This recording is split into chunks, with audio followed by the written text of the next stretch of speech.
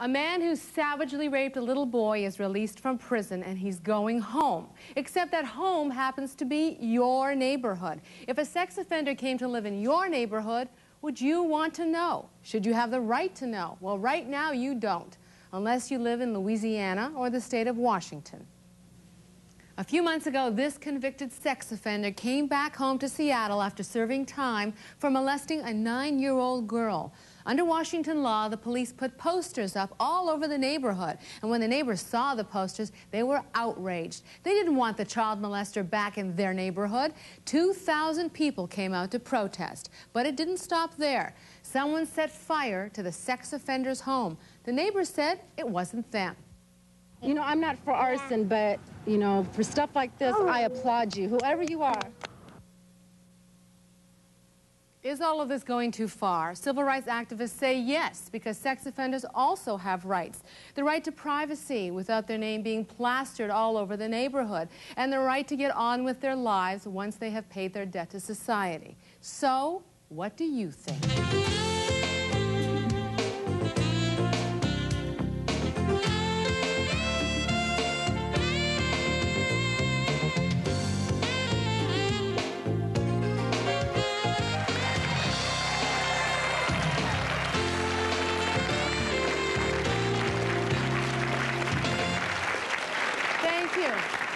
We are talking today about whether or not sex offenders should have to tell you if they're moving into your neighborhood. And in the state of Louisiana, they have the most aggressive law that has been passed and enforced. And this is what it requires. Sex offenders released on probation or parole have to inform neighbors with their name, address, and criminal code in the urban area. They must mail postcards to anywhere within a 3-block area.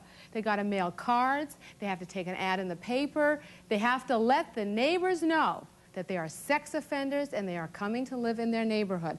And I want to introduce you to a man, to Wilfred Bouton. He was convicted of sexually molesting 2 9-year-old girls. He joined us from Baton Rouge, Louisiana, with his 18-year-old daughter, Leslie. You are one of those people who were directly affected by this Louisiana law. You had to mail out 250 postcards to people in the neighborhood and let them know that you were coming to move in, right? Right. I want to know, Wilfred, how has this made your life? Are you angry about this? You think it was the right thing? Yes, I am very angry. In fact, it wasn't sexual molestation, it was sexual battery, meaning I touched him in the wrong place. Now, a lot of people don't know the story, but it was, they came over to the house to sleep. They were playing outside, and the blankets they had on, they were all wet. And I went in the room not even 5 minutes to change their blanket. The little girls stayed there from Friday night until Sunday night. And this was supposed to happen on a Friday night. Okay, now the little girls went back home and they started telling their parents, I don't know what, or whatever happened, I still don't know. But it's something about the little girl's parents that had a grudge about it. You know, Wilfred, you have to excuse me, I've got to interrupt you. We are not here to discuss your innocence or your guilt. You have been found guilty by a court of law, and as a result of that, you were considered a sex offender, and because of that, you had to let everyone in your neighborhood know that you were coming to move in. And what we really want to know is why you're angry about this law and why you think it's unfair that you had to do this. Right. First thing, when you're getting out of prison or whatever, you don't have no money, you don't have a place to live, you're trying to help yourself and you can't get on your feet. And then when you have to pass, they give you this law to do everything, you got to come up with a lump of money just to do what they tell you to do. And send out these postcards and put this ad in the paper. And how much did this cost you, Wilfred? Altogether, around $300-something, I guess, altogether. That's not cost, moving expenses and everything else. Now, this is the ad you put in the paper. We're looking at it right now. It says, under Act 962 of the 1992 legislature, I am required to inform you that I have been convicted of sexual battery, and that my address is, and it gives your address, and this is my name, and you had to do this. Right. All right. Don't you think it's fair that people know that if you're a convicted sex offender that you're living in the neighborhood? Not really, not if you're trying to start out a new life or, you know, trying to get back to where you started from. So you think if you're going to get a new start in life, you deserve every break you can get? Right. Okay, I want you to meet Carol. Now, Carol, you're familiar with this particular case. You were very actively involved in getting this piece of legislation passed in the state of Louisiana.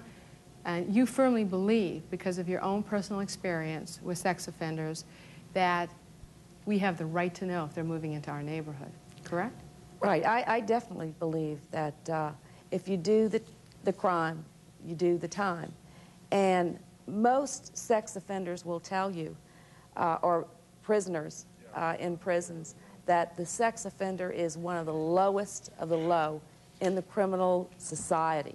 And as a matter of fact, I understand that here they keep them separate, whereas in Louisiana they do not. I personally got involved with this because in 1982, January, before this law, 10 years later, was put into effect in Louisiana, that my daughter was murdered by a necrophile. Now, a necrophile, we should explain, and if you have children watching, I suggest that you take them out of the room while I try in a sensitive way to explain what a necrophiliac is. It is someone who has sex with a dead body. Correct. Right. So that is the person who murdered your daughter. Well, it was even worse because it was a child who grew up with my children. He was the same age as my son, and he was, his family lived right down the street from us, and his sister was the same age as my daughter. So they grew up in the same neighborhood and played and was very much a part of each other's lives for like 9 years. So on the night that this happened, he snuck out of his house, hid on the side of my house, and he watched his sister and my daughter, who was to be home at 9 o'clock at night, come home. He watched them wave each other off because they had to do that when it was dark. And then when his sister went in, he approached my daughter. And how old was your daughter? My daughter was 12, and he was 16. He dragged her around the side of the house, and she struggled, and with a stick, he strangled her. And she was able to get the stick away from her neck quite a few times.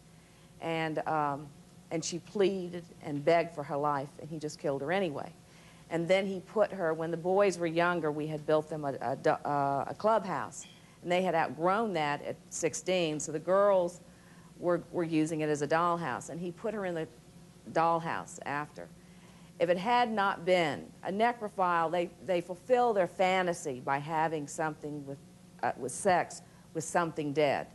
And had it not been for the fact that we had let our 2 Doberman puppies out at 9 o'clock, he would have carried out his fantasy, which was to have had sex or defile the body. It just so happens that he was not able to fulfill that fantasy. Instead, it scared him off because he thought he was going to get caught. And he went back home, took a bubble bath, called some friends, and when the search began for my daughter, he actually came back to my house and sought my son and stayed side by side with my son while we searched for her. He then planned to, after helping us look for her, and he had scratches and so forth on his face that we were not aware of the significance at the time, planned to spend the night at my house. The ironic thing, this happened on a Sunday at 9 o'clock p.m. And on Monday at 9 o'clock a.m. the following day, he was going to be arrested because his house had been wiretapped by the obscene division of phone calls in the police department. And the father and 2 daughters who he was calling and stating that he would make 3 threatening calls such as, how would you like to be killed, had sex, raped, cut up and mailed around the country, or put in a plastic bag and put in a freezer. These types of threatening, and he was doing this for about a year and a half to girls between the ages of 10 and 14. Let me ask you before we go to the break, Carol, because this has become a very important part of your life. When you hear Wilfred say that although he is a sex offender, he has come back home to this neighborhood, and how can he start over if he has to tell everybody in the neighborhood that he's a sex offender? It's not fair to him. How do you respond? I think that's just too damn bad, because there are children out there. Our most precious gift these days are our children. And when we can't protect them, and obviously we have not been able to, I don't think we need to give the criminal breaks. I think we need to bust their butts. Back in just a moment.